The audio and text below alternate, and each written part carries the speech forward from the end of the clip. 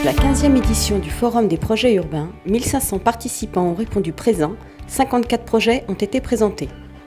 Les projets les plus divers sont présentés au Forum des projets urbains. Renouvellement urbain, réhabilitation d'habitat, revitalisation des centres-villes, reconversion des friches, traitement de l'espace public, aménagement lié au transport, urbanisation nouvelle. Il recouvre les grands enjeux de l'urbanisme, le développement économique, la production de logements et la transition écologique. Les enjeux environnementaux sont au cœur de nombreux projets. La 7e édition du concours bas carbone organisé par EDF propose une transformation durable de la ville. Les équipes participantes ont anticipé l'aménagement d'un quartier de Lille en 2050, tout en tenant compte du réchauffement climatique et des contraintes de réduction des émissions de gaz à effet de serre. Des réflexions sont par ailleurs menées sur les réseaux de chauffage urbain. On peut citer l'exemple du projet « Un réseau de chaleur privé hors procédure », le cas de Carrière Centralité, dont l'objectif est de produire 70% d'énergie renouvelable par le biais d'un réseau privé au sein du quartier. De manière générale, on retrouve de nombreux projets de renouvellement urbain à travers des opérations de reconversion de friches industrielles ou ferroviaires. Des projets de reconversion de halles et d'usines ont également été présentés, comme Pantin 21e District, un programme immobilier au sein du site des anciennes usines Marshall ou encore le projet de reconversion de la halle Cernam.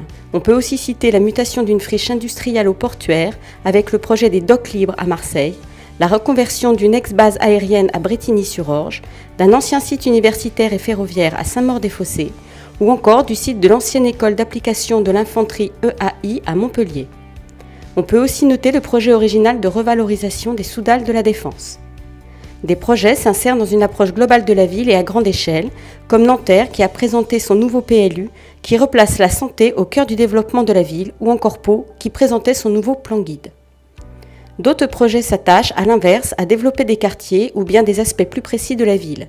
Par exemple, les projets Val-de-Reuil, Rennes et Tours visent à une revalorisation des centres-villes.